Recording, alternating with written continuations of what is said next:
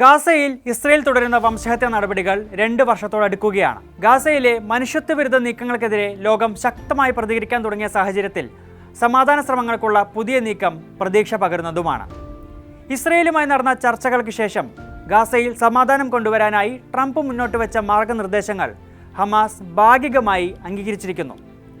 തങ്ങളുടെ പക്കലുള്ള എല്ലാ ഇസ്രയേലി ബന്ദികളെയും മരിച്ചവരുടെ ശേഷിപ്പുകളടക്കം വിട്ടു നൽകുമെന്നാണ് ഹമാസിന്റെ ഉറപ്പ്. എന്നാൽ തങ്ങളെ നിരായുധീകരിക്കുക എന്ന നീക്കത്തോട് ഹമാസ് ഇനിയും പ്രതികരിച്ചിട്ടില്ല.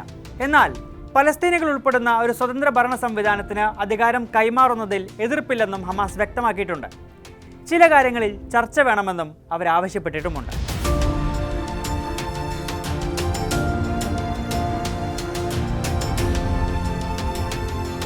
അതിലേറ്റവും പ്രധാനപ്പെട്ടത് ട്രംപും മുൻ ബ്രിട്ടീഷ് പ്രധാനമന്ത്രി ടോണി ബ്ലെയറും നേതൃത്വം വഹിക്കുന്ന അന്താരാഷ്ട്ര ഗവേണൻസ് ബോഡിയെ പറ്റിയാണ്. ബോർഡ് ഓഫ് പീസ് എന്ന് വിളിക്കപ്പെടുന്ന ഈ സമിതിയിൽ കാര്യമായ ചർച്ച വേണമെന്നാണ് ഹമാസിന്റെ പക്ഷം. കാര്യങ്ങൾ വളരെ ലളിതമാണ്. ട്രംപിനെയും ടോണി ബ്ലെയറിനെയും ഹമാസിന് അത്ര വിശ്വാസം പോരാ എന്ന് തന്നെ വേണം കരുതാൻ. അതിന് തക്കതായ കാരണങ്ങളും ഉണ്ടാകാം. പ്രോ ഇസ്രയേൽ നിലപാടുള്ള, അതിലുപരി ഗാസയിലെ ജനങ്ങളുടെ ദുരിതത്തെ തരിമ്പും പരിഗണിക്കാത്ത ട്രംപ് തലപ്പത്തുള്ള ഒരു ഗവേണിംഗ് ബോഡി ഗാസയെ എങ്ങനെ ബാധിക്കുമെന്നതിൽ ഹമാസിന് ഒരുപക്ഷെ സംശയമുണ്ടായിരിക്കാം. പശ്ചിമേഷ്യയെ പിടിച്ചുകുലുക്കിയ ഇറാഖ് അധിനിവേശ കാലത്ത് യുഎസിനെ പിന്തുണയുമായി അന്ന് ടോണി ബ്ലെയർ സജീവമായി ഉണ്ടായിരുന്നു. പിന്നീട് അമേരിക്കയും ബ്രിട്ടനുമെല്ലാം ചേർന്ന് ഇറാഖിനെ ഏതു വിധത്തിൽ ദുർബലരാക്കിയെന്നതും ഒരു നേർചിത്രമായി നമുക്ക് മുമ്പിലുണ്ട്. നേരത്തെ ഹിസ്ബുള്ളയെ ഈ നിലയിൽ ദുർബലരാക്കിയ അമേരിക്കൻ ഇടപെടലും ഒരു പാഠമായി ഹമാസിന് മുൻപിലുണ്ട്. ഇതെല്ലാം പരിഗണിച്ചാവും വിഷയത്തിൽ കൂടുതൽ ചർച്ചകളെന്ന ആവശ്യം ഹമാസ് മുന്നോട്ട് വച്ചിരിക്കുക.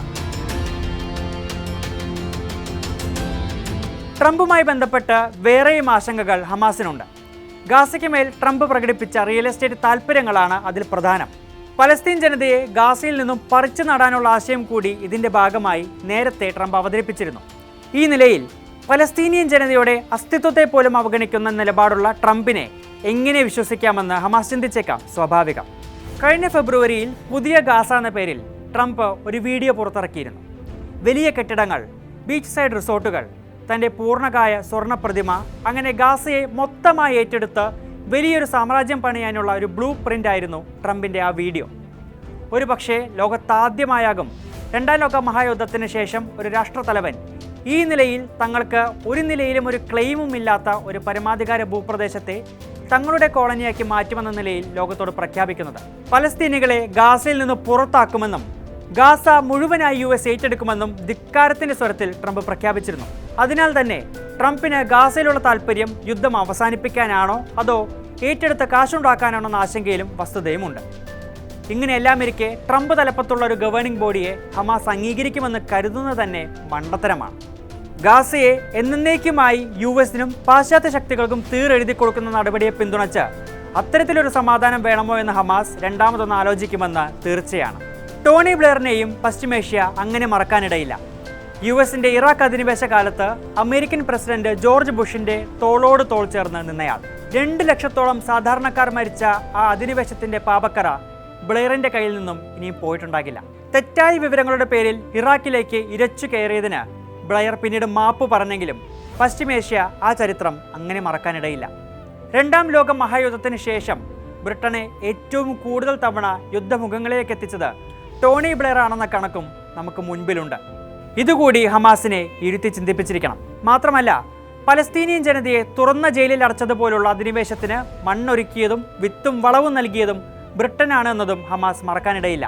പലസ്തീൻ വിഷയത്തിൽ ബ്രിട്ടൻ കാലാകാലങ്ങളായി എങ്ങനെയാണ് തങ്ങളുടെ ജനതയെ വഞ്ചിച്ചതെന്നും സ്വന്തം ഭൂമിയിൽ തന്നെ പലസ്തീനികളെ അഭയാർത്ഥികളാക്കിയതെന്നും ഹമാസ് 100 വട്ടം ആവർത്തിച്ച് വിശകലനം ചെയ്യാതിരിക്കുകയുമില്ല. ഇത്തരം അധിനിവേശ യുദ്ധ സംസ്കാരത്തിന്റെ പാരമ്പര്യം പേറുന്ന ടോണി ബ്ലെയറും ട്രംപും ചേരുമ്പോൾ നീതി ആർക്കൊപ്പമാകുമെന്നതിൽ ഹമാസിന് സംശയമുണ്ടായേക്കില്ല.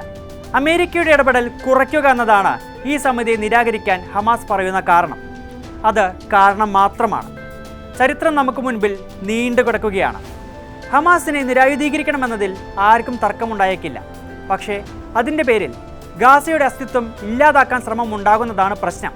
പലസ്തീൻ പലസ്തീനികളുടേതാണ്. ആ പ്രദേശം കൈമാറേണ്ടത് പലസ്തീനികൾക്കാണ്. അതിൻ്റെ ഭാവി തീരുമാനിക്കേണ്ടതും അവർ മാത്രമാണ്.